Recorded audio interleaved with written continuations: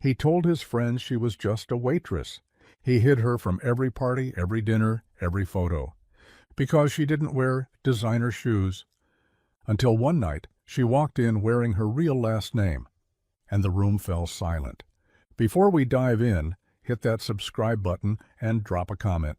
Where in the world are you watching from?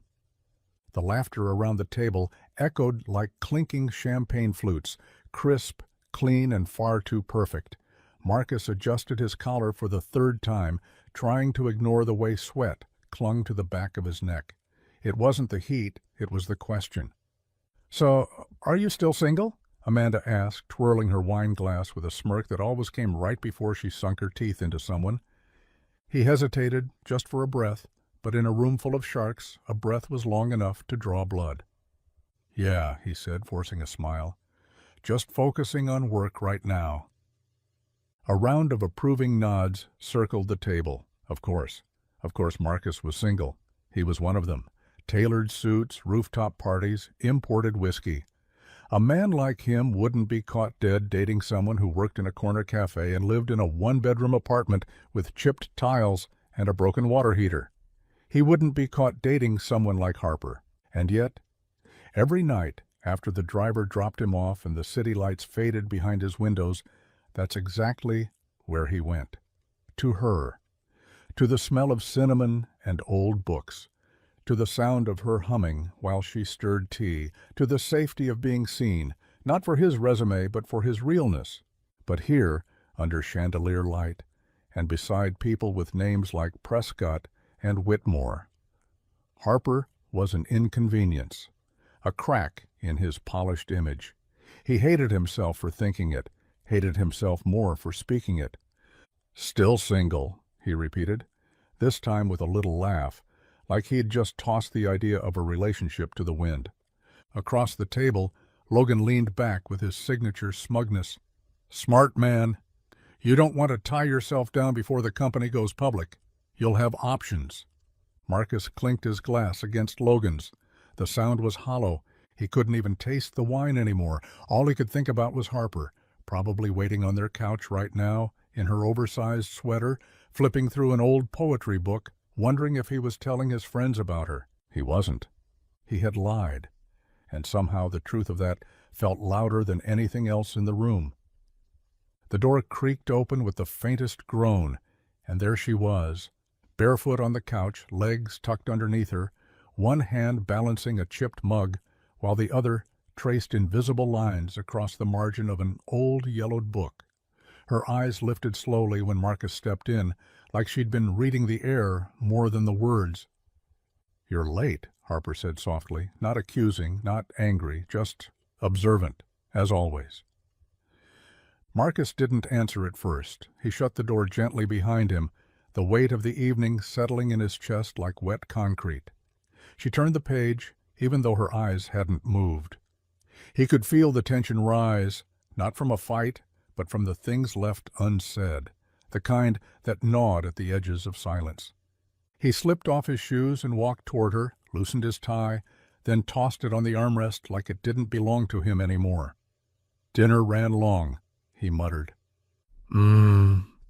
She sipped her tea. Her fingers were smudged with ink, probably from journaling again. Harper had this habit of writing down thoughts mid-sentence, mid-conversation, mid-anything. Like if she didn't catch them, they'd escape and never return. He sat beside her. She didn't lean in. She didn't move away either, just watched him, with those eyes that always saw a little too much. "They asked if I was seeing anyone," he said finally. She looked at him then, just a tilt of the head, just enough to open the wound without pressing into it. "And?" Marcus stared at the floor, searching for the right way to say the wrong thing. "I said no." The silence that followed wasn't explosive. It wasn't even loud. It was the kind that wrapped around a room and made you question every inch of yourself. Harper blinked once, twice, then slowly closed the book and set it aside. Not dramatically, not with a slam, just with finality. "Okay," she said. That was it. No crying, no yelling. just a quiet acceptance that hurt more than anything else could have. And in that moment, Marcus realized something terrifying. She wasn't angry because she didn't expect anything different. She knew who he was. And still, she stayed, until now. The next morning, the sunlight felt different, brighter, almost cruel. It spilled across the hardwood floor like it had no regard for the heaviness that hung in the room. Marcus woke up to the sound of silence. No humming from the kitchen, no clatter of spoons, no Harper. He sat up, blinking against the light, heart already racing.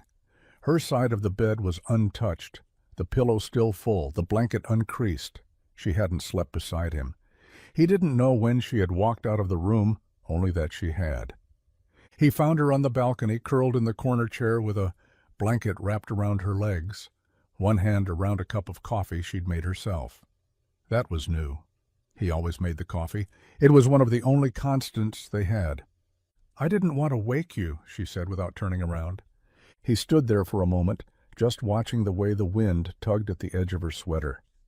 Something about the way she stared out over the city, like it didn't belong to her, like she had already left it, made his chest tighten. "I shouldn't have said what I said," Marcus murmured, walking toward her.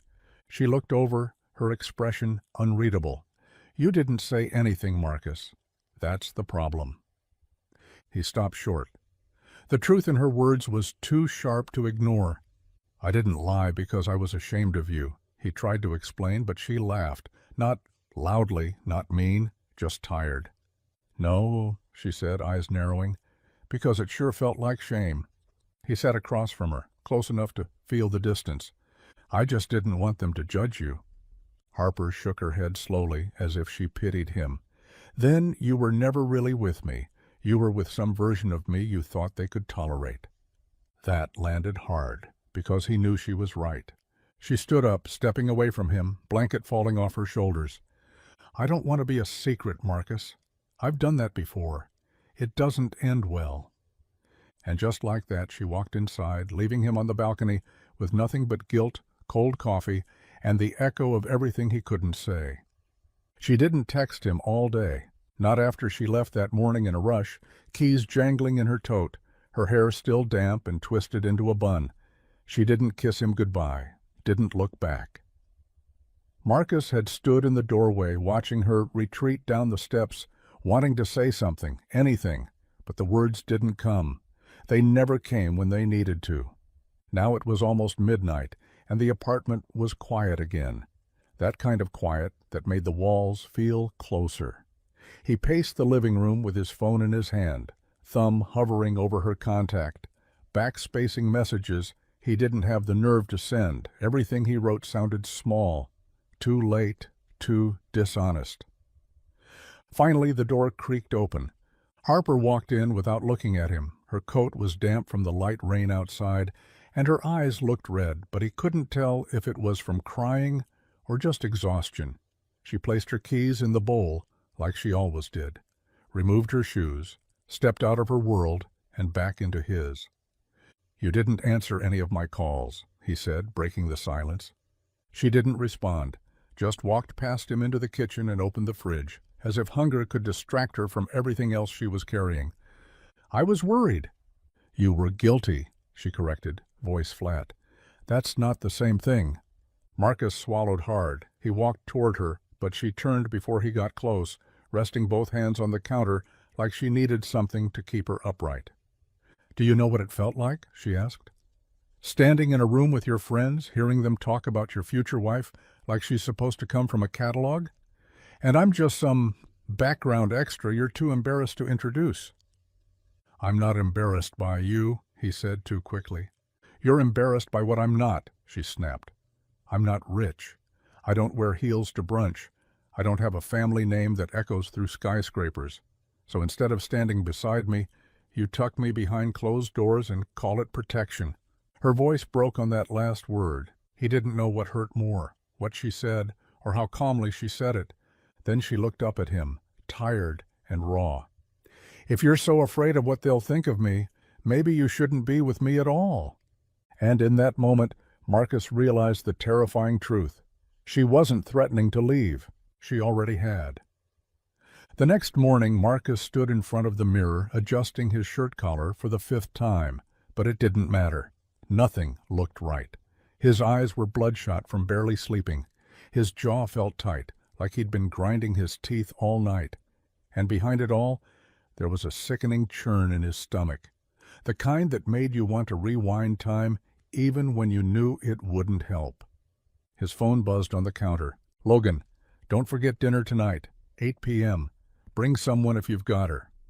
He stared at the screen, thumb twitching over the keyboard.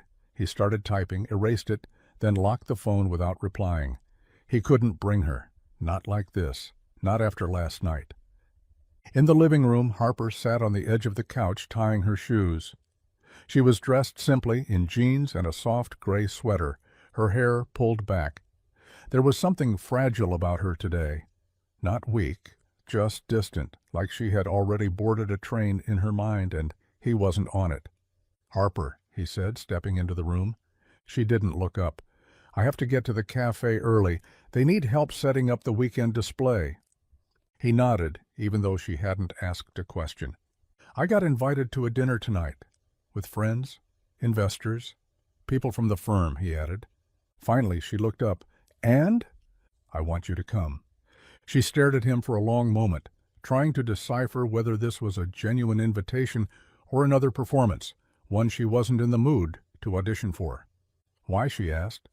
"Because I should have introduced you a long time ago. Because I don't want to hide anymore." He meant it. At least he thought he did. But something in her eyes said it wasn't enough. She stood, grabbed her bag, and moved past him toward the door. "I'm not a prop, Marcus," she said without turning. "I'm not coming, just so you can ease your guilt." The door closed gently behind her. No slam, no drama, just finality. And Marcus stood there in silence, realizing what it meant when someone stops asking to be seen. They just leave. The restaurant was the kind of place where the menus didn't have prices, and everyone pretended to hate wealth while wearing it like a second skin. Crystal glasses clinked against marble countertops, and laughter echoed through the warm, dimly lit air like rehearsed lines from a well-funded play. Marcus sat at the far end of the table, nodding along to conversations he wasn't really in, his eyes darting to the door every few minutes. She wasn't coming. He told them she had a migraine, that she'd been planning to join, but it came on suddenly. No one questioned it. Amanda made a joke about how girls like that always get mysterious headaches before meeting the real crowd. The table laughed. He didn't. He stared down at the glass of wine he hadn't touched. Deep red, expensive, empty of meaning. Logan leaned in from across the table, loosening his tie with one hand. "So when are you going to stop hiding her?" he asked, voice low enough to cut through the noise, but loud enough to sting. Marcus didn't answer. "I've seen her, you know," Logan added, swirling the ice in his glass. "At that little cafe on Bellevue. Cute. Not your usual type, though." Marcus looked up sharply. "What's that supposed to mean?" Logan smirked. "Just that she seems sweet, simple, like someone who still thinks love can pay rent." Marcus clenched his jaw. Every part of him wanted to defend her, to stand up, to say something, anything. But he didn't. He just sat there, like a coward in cufflinks, swallowing the blood in his throat and pretending the wine helped. "She must really like you," Logan continued, lifting his glass. "Girls like that don't usually stay when they're invisible." Marcus didn't finish the dinner. Didn't stay for dessert or the next round of drinks. He left before the laughter turned into the next cruel joke. The valet handed him his keys with a nod, but he barely remembered the drive home. And when he got there, the apartment was dark. Still, her book wasn't on the couch. Her mug wasn't in the sink. She wasn't just missing for the night. She was gone. The silence was different this time. It wasn't just absence. It was erasure. Like Harper had folded herself out of the space completely, careful not to leave anything that might make it harder for her to disappear. Her jacket was gone from the hook. The record player they used on Sunday mornings was unplugged. The last record slipped neatly back into its sleeve. Even the framed photo of them on the bookshelf, taken months ago on some random walk when they'd been laughing about nothing, was missing. Marcus stood in the middle of the apartment like a man staring at a crime scene, trying to piece together when it happened. When the goodbye had started. When she had stopped waiting for him to choose her out loud. He found a note, folded in half, and left under his watch on the nightstand. It wasn't long. Harper didn't write long goodbyes, just a few lines in her quiet, curved handwriting. I needed to love someone who wasn't afraid to be seen loving me back. You weren't ready. I hope one day you are. I'll be fine. Please don't come looking. He read it twice, then again.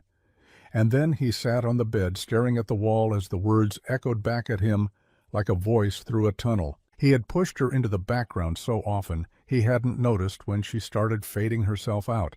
One polite excuse at a time, one skipped event, one silent dinner, until all that was left of her in this place were the ghosts of decisions he hadn't had the courage to make.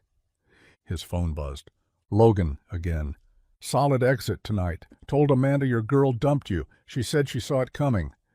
Marcus stared at the message, disgusted. Not with Logan, with himself. With the fact that they were right. That she had left. And that deep down they all knew why. He locked his phone and tossed it onto the bed. It was too late to fix it with words. But if he still mattered at all, if anything still could be salvaged, it wouldn't be because he showed up with an apology. It would be because he finally stopped hiding. The cafe felt colder without her. It wasn't the weather. It was the way the light through the windows didn't feel soft anymore, the way the air lacked the smell of cinnamon and vanilla she always wore, no matter what shift she was working. Marcus stood outside for longer than he should have, one hand shoved in his coat pocket, the other hovering near the door, unsure whether he belonged here anymore. He pushed it open anyway. The chime overhead rang out the same way it always had, but no one looked up. The regulars were buried in their laptops, steam curled up from mugs, and Billie Holiday crooned faintly from the speakers overhead. Familiar, but wrong, because she wasn't behind the counter. A young barista glanced up, offering a rehearsed smile. "Hey there, just one?" "I'm looking for Harper," Marcus said, trying to sound casual, like his pulse wasn't screaming through his veins. The barista's smile faded slightly. "She's not here. Do you know when she'll be back?" There was a pause, a hesitation. "She doesn't work here anymore." The words hit harder than expected, like someone had closed a door he didn't know was open. "When did she leave?" The girl glanced toward the back, then leaned in slightly, voice low. 2 days ago. No notice. Said something about family, something personal. We were all kind of shocked. She just packed up and left. Didn't even take her last paycheck." Marcus felt the air shift around him, like the entire world had tilted 2 degrees to the left, and no one else noticed. "Did she say where she was going?" The girl shook her head. "She just said she needed to be somewhere she wasn't forgotten." That did it. Marcus nodded, muttered a thank you, and stepped back out onto the sidewalk. The city moved around him, oblivious. Cars passed. People laughed into phones. The world hadn't stopped. But inside him something had cracked wide open. She had left quietly, but her absence was deafening. She wasn't coming back. Not unless he did something he'd never done before, not unless he finally showed her, in front of everyone, that she was the only thing in his world worth being seen for. Marcus hadn't realized how many rooms in his life she had filled until he started walking through them alone. Everywhere he turned, Harper was there. In the folded blanket she used to curl up with on the couch, in the dent on the pillow she always fluffed twice before sleeping, in the tiny drawer in the bathroom she'd claimed without asking. Even in the kitchen, where her mug, her favorite chipped one, with the faded moon on it, still sat drying beside the sink like it didn't know she wasn't coming back. He hadn't thrown it out, couldn't. It felt like erasing a part of her that hadn't even gotten the chance to speak for itself. He stood by the window, watching the city shimmer in the distance.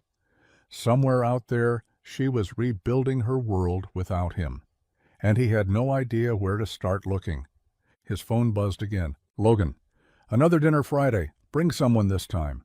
Or at least pretend you're not falling apart." He stared at the screen for a long time, thumb hovering over the message. Then he deleted it. Logan didn't matter anymore. None of them did. Marcus opened the closet and pulled out the bag Harper used when she stayed over. He had never looked inside it, never needed to, but now every part of him ached to find something, anything, she might have left behind. Tucked inside the side pocket, he found a folded receipt. It was for a bookstore uptown, dated 3 weeks ago, and on the back, in her handwriting, was a scribbled note. "Maybe someday we'll go here together. There's a poetry reading on the 15th. You'd hate it, but I think I'd like sitting next to you anyway." He stared at it, chest tightening. Today was the 15th. Without thinking, without planning, he grabbed his coat and keys and headed for the door. Not because he had a plan, not because he was ready with some perfect apology, but because she had once left a door open in her heart, and now he needed to knock before it stayed shut for good. And if she was there, if fate still had a sliver of grace left to give him, he wasn't going to let her walk away again. Not without telling her, this time in front of everyone, that she was never the one who didn't belong. He was. The bookstore was barely lit, the kind of place where time slowed down and voices dropped to whispers out of respect for the printed word. A wooden sign hung above the doorway, elms and ink, weathered and humble, like it had existed longer than the city around it. Marcus hesitated outside for a second, breath visible in the cold air. His heart beat fast and uneven, not from nerves, but from fear that he was too late again. Inside, the reading had already started. A soft voice echoed through the room, not amplified by a mic, just carried by quiet. Folding chairs were scattered in rows, all filled. Candles flickered on small tables. Bookshelves towered along the walls like guardians of secrets, and in the front, standing beneath a single warm bulb, was her. Harper. She was wearing a navy dress he didn't recognize, hair loose around her shoulders, eyes fixed on the page she read from. And she was smiling, but not the kind of smile she used to give him in the mornings. This one was lighter, freer, like she wasn't holding back to protect herself anymore. He didn't move, didn't sit, just stood in the back, the door barely closed behind him, caught between awe and regret. Her voice floated through the room, calm and sure. "Some people leave gently, like autumn fading into winter. Others disappear like storms with windows still rattling behind them. But the ones who stay too long, the ones who won't look at you in public but memorize you in private, those are the ghosts that linger." The audience was silent. Marcus felt every syllable like a blade drawn slow across skin. She hadn't seen him yet. But when she did, when her eyes flicked up from the page and landed on his face, something shifted. Her hands froze. Her breath caught. He didn't smile. He didn't mouth, "I'm sorry." He just looked at her like he'd forgotten how to breathe, and hoped that was enough to say what he didn't have the courage to put into words. Because she was right there, and he had never felt so far away. She didn't come over to him after the reading, not right away. The crowd clapped softly, the kind of reverent applause reserved for libraries and church pews. A few people approached her, complimenting her piece, shaking her hand, asking if it was published. Harper nodded, gracious, collected, smiling politely, like none of it fazed her. Like she hadn't just bled a little in front of strangers, while the man who broke her heart stood 20 feet away, pretending to be worthy of standing there. Marcus didn't move. He just waited, hands clenched in the pockets of his coat, eyes locked on her, as if the building might collapse if he blinked. When the crowd thinned and the room began returning to its quiet, dusty stillness, Harper finally turned toward him.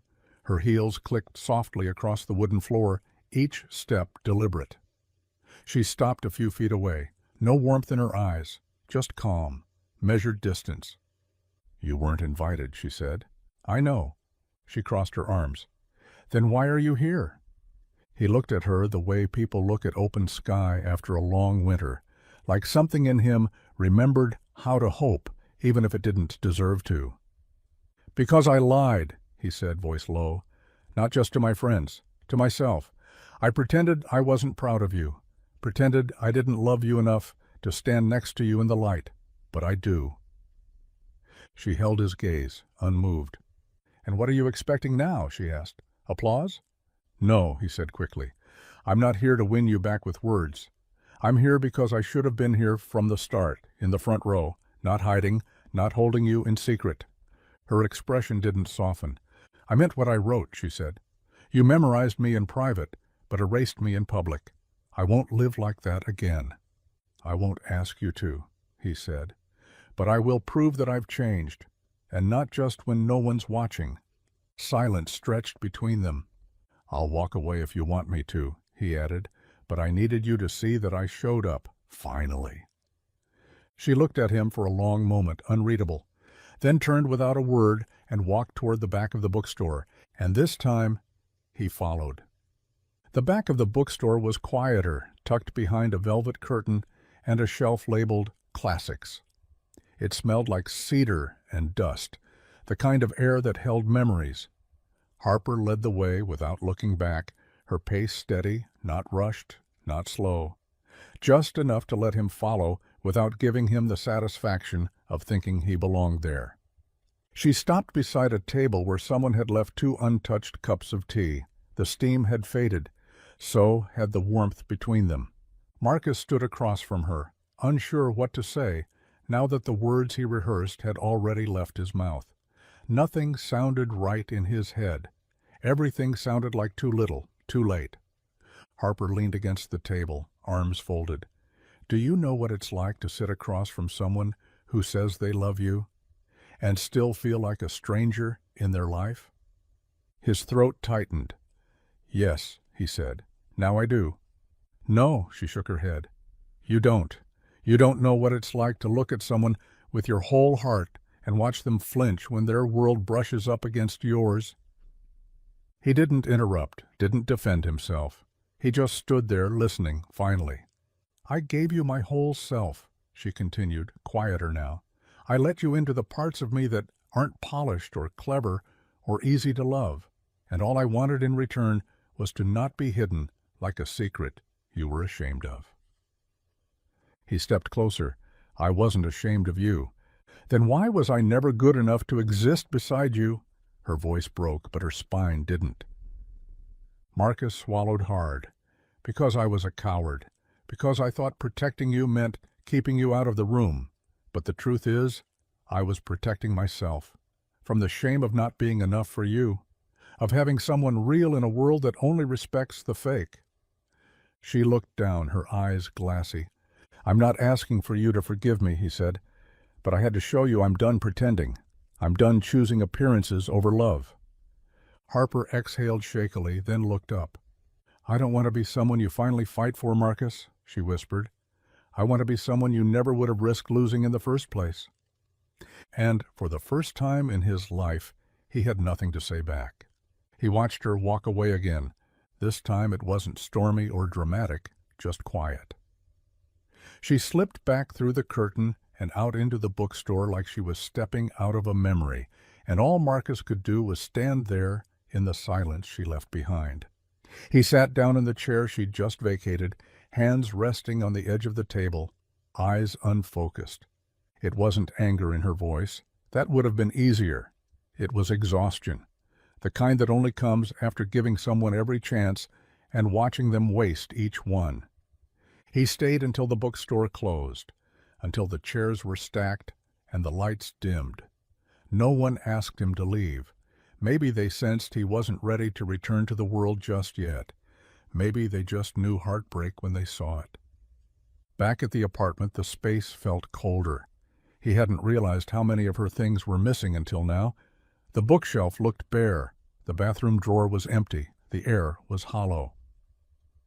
He walked over to the couch and sank into it, clutching the worn note she'd written him months ago, back when they were still laughing, still real.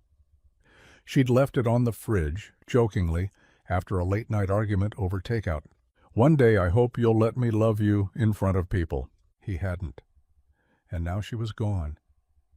The next morning he woke up with the same thought echoing in his chest. This doesn't end here. Not like this. If Harper was right about one thing, it was that he'd spent their entire relationship trying to fit her into a life that wasn't built to hold something real. Now it was time to do the opposite, not just show up in secret or in silence, but loud enough that the people who always expected him to play small would hear it. He picked up his phone and stared at the text thread with Logan. This time he didn't hesitate. "Dinner, Friday. I'll be there, and she's coming with me." He didn't know what Harper would say yet, but for the first time he wasn't hiding. Friday came fast, faster than he was ready for. The city moved in its usual rhythm, cars honking, phones buzzing, people brushing past each other without making eye contact. But Marcus felt like he was walking through it slower than everyone else, like he was underwater, every step heavier than the last. He checked his watch again. 7:18 p.m. She still hadn't answered. He'd sent the message the day before, simple, honest, no pressure, just, "There's a dinner tomorrow, with them. I want you there, not to prove anything, just to finally show up the way I should have from the beginning. No secrets, no edits." Read at 6:42 p.m., no reply. Now he was standing in front of the same upscale restaurant that had made him feel powerful once, back when he still believed that power came from belonging. But tonight, he didn't care about fitting in. He only cared about one thing, whether the door would open behind him and she'd walk through it. He stepped inside. The place smelled like rosemary and money. Waiters glided like shadows between tables. At the back of the room, the usual suspects had already gathered. Logan, Amanda, a few finance guys in cufflinks who talked in quarterly earnings. He saw them before they saw him. Logan waved him over. "Didn't think you'd show, man." Marcus offered a smile that didn't reach his eyes. "Guess I needed the reminder of how much I've outgrown this room." Amanda arched a brow. "Where's the mystery girl? Or did she finally figure out you weren't serious?" Marcus looked at her, not with anger, but clarity. "She figured out I wasn't proud enough to be seen beside her. That changes tonight." Before Amanda could reply, the door opened, and everything stopped. Harper stood in the entryway, calm, composed, wearing a deep emerald dress that caught the light like silk over fire. She didn't smile, didn't hesitate. She just walked forward, slow and deliberate, every step slicing through years of silence and cowardice. She didn't come to be accepted. She came to be seen. And Marcus, for the first time, stood to meet her, not as someone trying to fit her in, but as someone finally ready to belong beside her. The room didn't know how to react. For a moment no one spoke. Not Logan, not Amanda, not the men in tailored suits with their barely touched glasses of scotch. It was as if Harper had walked in and taken the air with her, like she didn't just enter the room, but rewrote it. Marcus stepped forward before anyone could say anything, before someone made a joke disguised as curiosity, before anyone reduced her to what they thought they knew. He reached out a hand to her. She paused, just for a second. Then she took it. That simple touch, fingers laced, palms warm, said more than any grand gesture ever could. It was a declaration. A line in the sand, and she knew it. He turned to the table. His voice was steady, clear. "This is Harper," he said. "She's not a secret, not a story I edit depending on who I'm talking to. She's the person I've been lucky to love, and until now, too afraid to deserve." Amanda blinked, lips parted as if trying to form a response, but Marcus didn't give her the space. He wasn't here for their comfort. Harper didn't say a word. She didn't need to. Her silence held more weight than their conversations ever had. Logan gave a small, forced laugh. "Well, this just got interesting." Marcus looked at him, that same cool, quiet stare Harper had once used on him when he lied. "No," Marcus said. "This just got honest." They sat together at the table, side by side. No more gaps. No more pretending she didn't belong in this world just because she hadn't been born into it. And for the first time in his life, Marcus didn't care if they approved. He wasn't waiting for permission. Halfway through the meal, Harper finally leaned over and whispered, "You know this changes everything, right?" He looked at her, eyes soft. "It was supposed to." She didn't smile, but she didn't let go of his hand either. The ride home was quiet but not uncomfortable. Harper stared out the window, watching the city bleed past in streaks of gold and red. Marcus drove with one hand on the wheel, the other resting gently between them, just close enough for her to feel the warmth, but not close enough to assume anything. She hadn't said much after dinner. Not when Amanda made the comment about her dress being surprisingly elegant. Not when Logan raised an eyebrow and muttered, "Didn't peg you for the bookstore type." Not even when the waiter brought the check and passed it to Marcus, without so much as looking in her direction. She just sat there, calm and poised, like she'd trained her whole life to let condescension roll off her skin like rain off glass. But he knew better. He'd seen what silence cost her. He'd watched her smile through 1,000 dismissals and never flinch. And he hated that he'd once let her sit in rooms like that alone. At a red light, he finally spoke. "Thank you for coming." She didn't look at him. "I didn't do it for you." "I know." The light changed, but he didn't move. Cars honked behind them, but he didn't care. Not about them, not anymore. "I just needed to know," she said quietly, "if you could say it out loud. In front of them. Not just when it was convenient or private or safe." He nodded, eyes still fixed on the road ahead. "I meant every word." She turned to face him now. "And what about the words you didn't say? The ones you swallowed every time I was next to you, and you pretended I wasn't?" Marcus gripped the wheel tighter. "I wish I could take it back." "You can't," she said, not cruelly, just honest. "But maybe that's the point. Maybe some things aren't meant to be rewritten, just owned." He pulled into her street, parked quietly. The car idled, but the world held still. "I'm not asking you to forgive me tonight," he said. "I just want the chance to keep showing up, for real, every time." She looked at him for a long moment, eyes unreadable. Then she opened the door.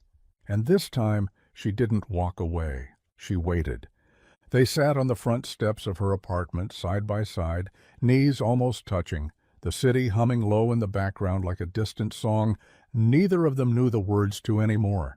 It was late, later than either of them realized. But neither moved to end the night. There was something unfinished between them, something fragile and alive, and neither wanted to be the first to crush it. Harper held a mug of tea between her hands, steam rising slowly into the cool night air. She hadn't invited him in, but she hadn't sent him home either. That meant something. At least, Marcus hoped it did. "You didn't have to come tonight," she said, voice calm but pointed. "I did," he replied.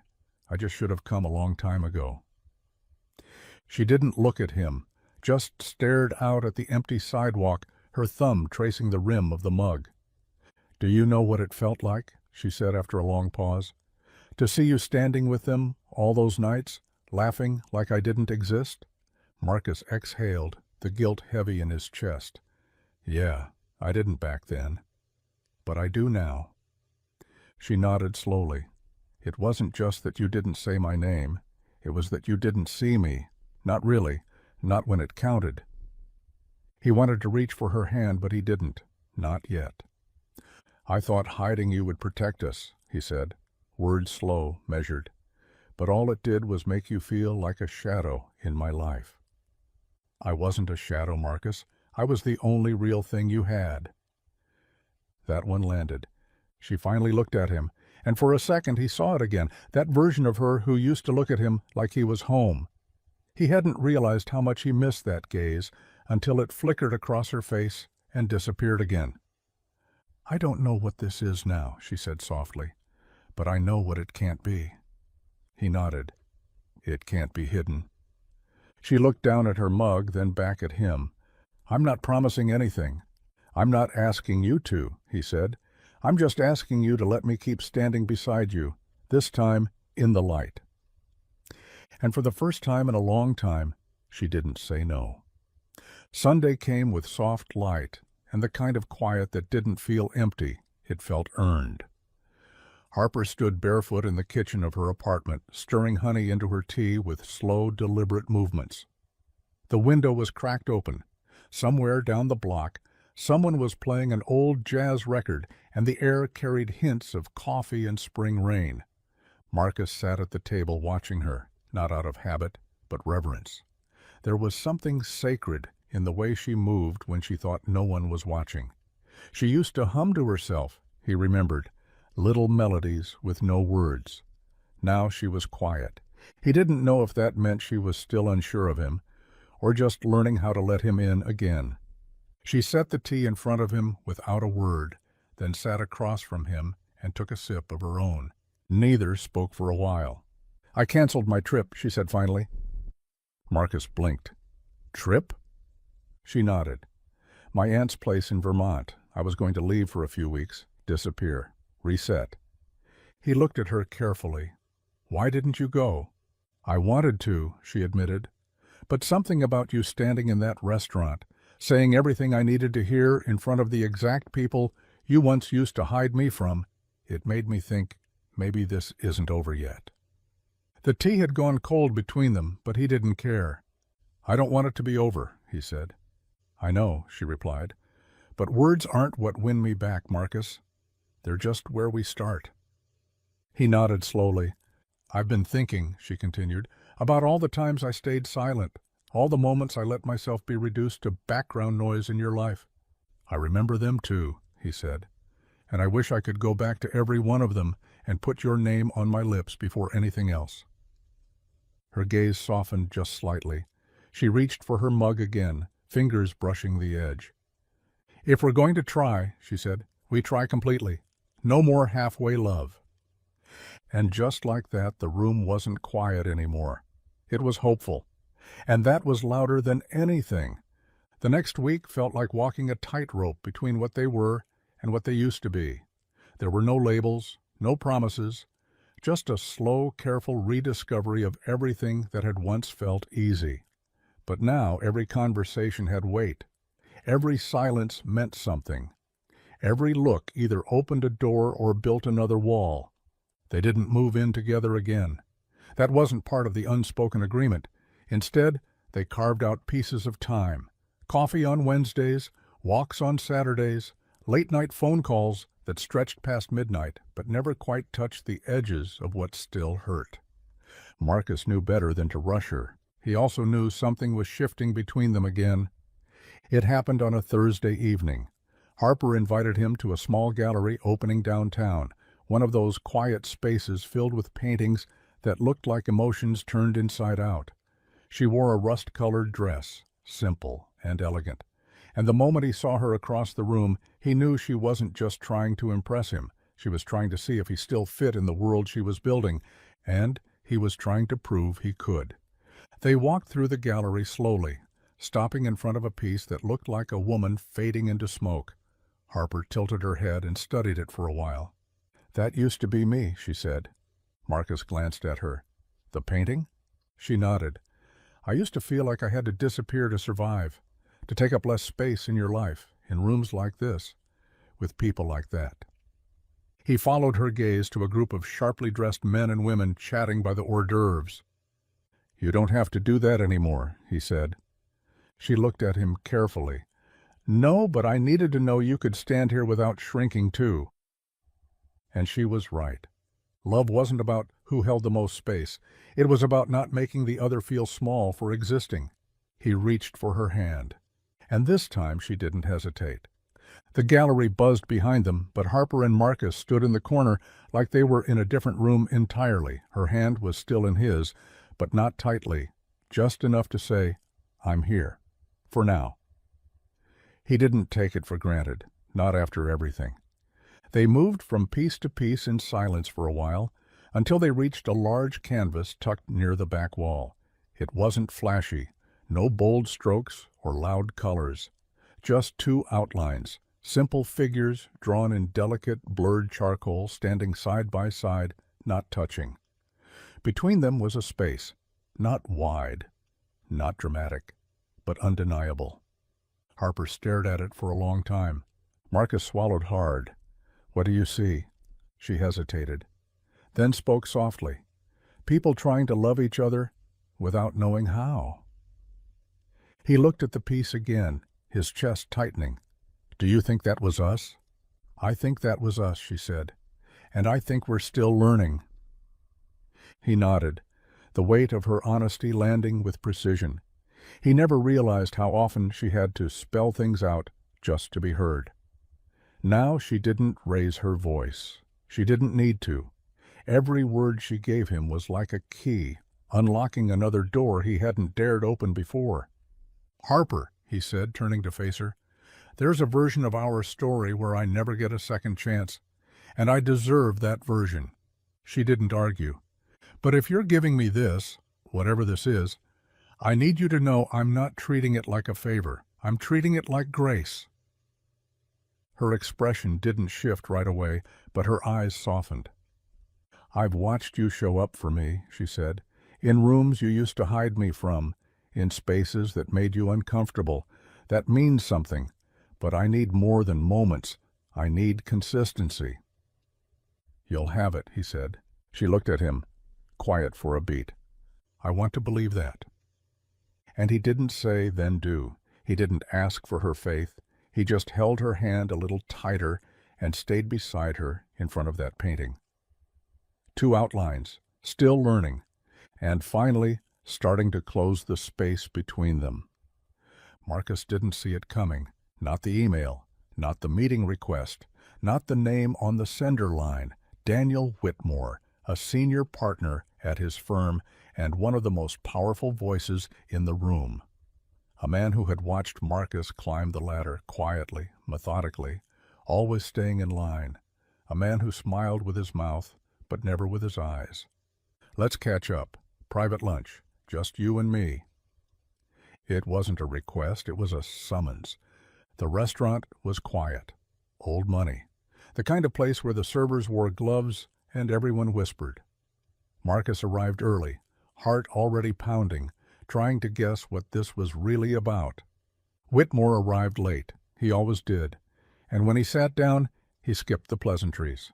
"I hear you brought your girlfriend to the investor dinner," he said, folding his napkin slowly. Marcus kept his tone even. "Yes, I did." Whitmore didn't blink. Interesting choice. Marcus didn't respond. "She's not exactly from our circle," the man continued, slicing into his steak like he was dissecting more than a meal. "I just wonder, are you sure she fits where you're headed?" Marcus stared at him. "She's not trying to fit anywhere," he said quietly, "and that's exactly why she belongs." Whitmore let out a soft chuckle, spoken like a man in love. But love and leadership don't always mix. Perception matters, Marcus. Clients notice these things. So does the board.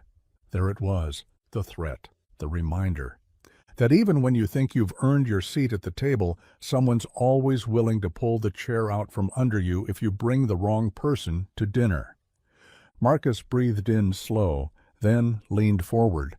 "Then maybe it's not the right table," he said. Whitmore's expression didn't change, but Marcus saw it, the faint twitch in his jaw. The moment he realized the kid who used to stay quiet was gone. He left the lunch early. No dessert, no handshakes, just walked out, chest tight, stomach heavier than before. Because this was the cost.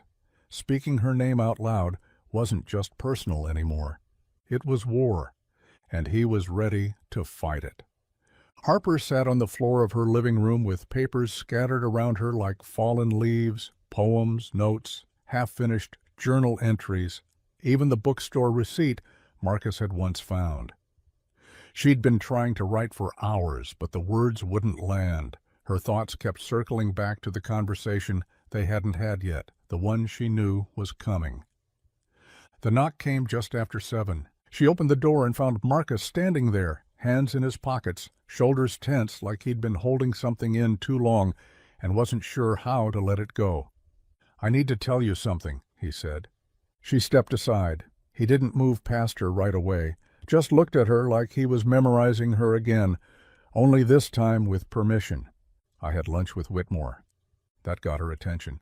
"And?" she asked. "He told me people are watching, that bringing you around, being with you publicly, makes them question my image." Her mouth tensed. She folded her arms. "And what did you say?" He stepped in now, voice quiet but firm. "I said I'd rather lose the job than keep pretending you're someone I should be ashamed of." The air between them thickened. "You said that?" He nodded.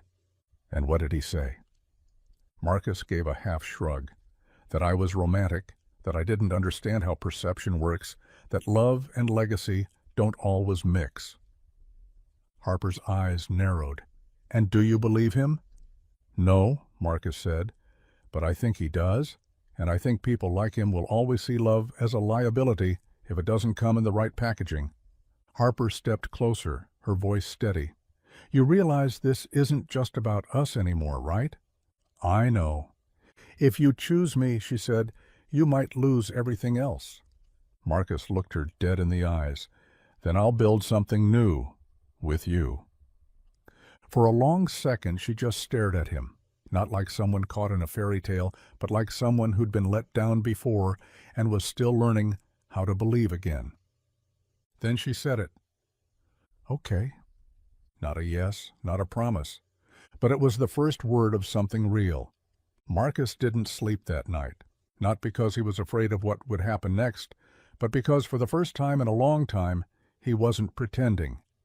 He lay on the couch in his apartment, eyes fixed on the ceiling, the echo of Harper's voice still circling in his head.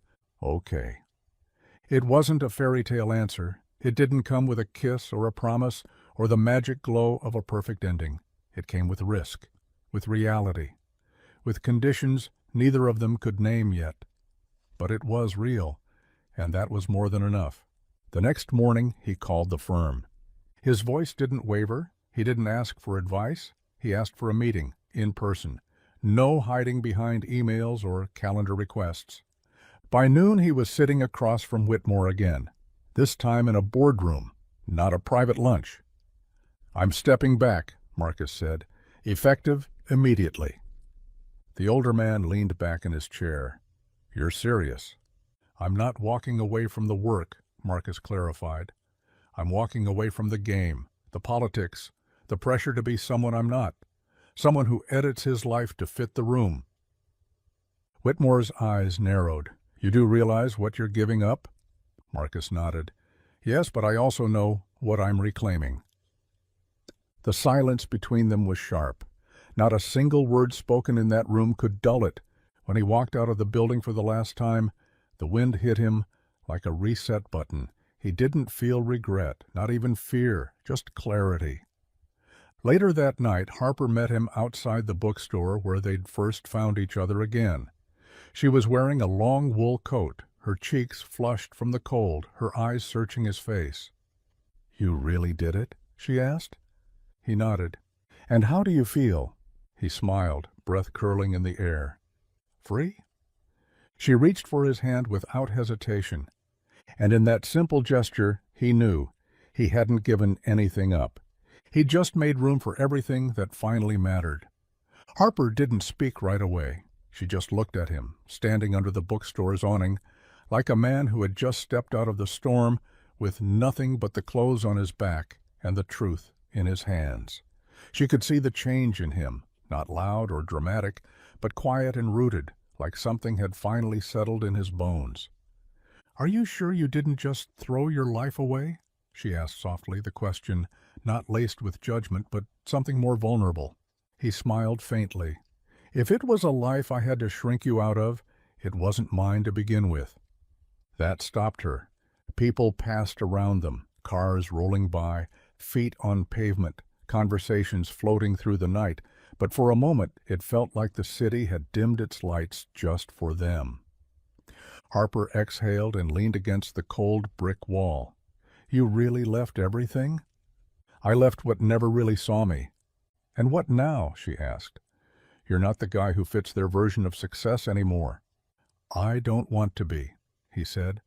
I want to build something real, something with roots, something I don't have to fake to keep. Her voice caught. And you want to build it with me? He stepped closer, his breath warm in the crisp air. If you'll let me. She searched his eyes, looking for the cracks, for the performance, for the man who used to talk about a future but never made space for her in it. But all she saw was him, unarmored, unpolished, unafraid. I don't want to be the reason you burn bridges, she whispered. You're not, he said. You're the reason I stopped crossing ones that led nowhere. She looked down at their hands, now interlaced without effort. You really think we can build a life from the mess we made? Marcus smiled, not with certainty, but with faith. Only if we build it together. And in the quiet that followed, she didn't say yes. But she didn't let go. They didn't tell anyone at first. No announcements, no photos, no grand declarations of reconciliation. It was just little things, a shared grocery list on the fridge again, his coat hanging beside hers by the door, her coffee mug showing up in his sink, not because she stayed over, but because she'd come back for a moment, and that moment stretched into something more. They were rebuilding, but not rushing, not covering the cracks with fresh paint. They were digging into the foundation, pulling out the rot. One evening, Marcus walked into her apartment with paint on his hands and an idea in his voice. There's a space downtown, he said, an old garage, abandoned, but it has bones. Harper looked up from her laptop. Bones? High ceilings, real light, exposed beams. It could be something. She closed the lid slowly. You're talking about starting over. He nodded. But not with them. Not with the firm.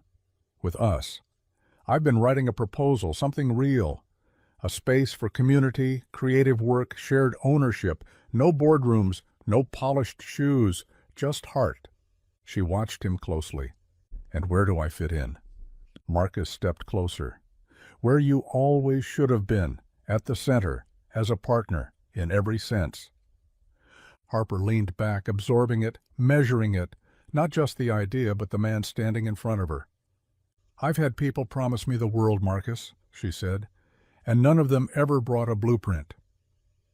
He smiled, pulling a folded sketch from his pocket. It was rough, hand-drawn on napkin paper, smudged from the paint on his fingers. But it was real. She unfolded it slowly, tracing the lines with her thumb. There's a reading space in the front, he said. A cafe, too. Your name could be on the sign if you want. Doesn't have to be mine anymore. Harper didn't cry. She didn't need to, because when she stood up and walked toward him, wrapping her arms around his waist, it said everything. He wasn't trying to win her back. He was building something she could walk into without needing to leave herself at the door. The first person to find out was Amanda. It wasn't planned. It wasn't dramatic. It was a Tuesday morning, and she was walking into a brunch spot she liked to pretend was exclusive when she saw them. Harper and Marcus. Sitting outside, no sunglasses, no hiding. 2 mugs of coffee between them and Harper's laughter spilling into the air like sunlight. It wasn't loud, but it was real, the kind of laugh you couldn't fake even if you tried. Marcus didn't flinch when he saw Amanda. He didn't turn away. He didn't shift in his seat or suddenly act like he was talking to a friend. He looked straight at her, then back at Harper. Amanda approached slowly, curiosity and judgment written in the tilt of her chin. Morning, she said, folding her arms. Harper met her with a quiet nod, offering no apology, no discomfort. She didn't need to. Amanda turned her attention to Marcus. So, this is how it is now. This is how it always should have been, he replied. There was a beat of silence, awkward, heavy, but necessary. Amanda forced a small laugh. Well, it's bold, I'll give you that. Marcus took a sip of his coffee. It's honest.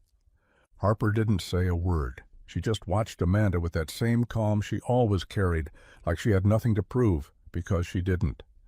Amanda finally looked at Harper, something softer, almost hesitant in her expression. "I read your piece in the Room and River, the one about love and vanishing." Harper raised an eyebrow. "You did?"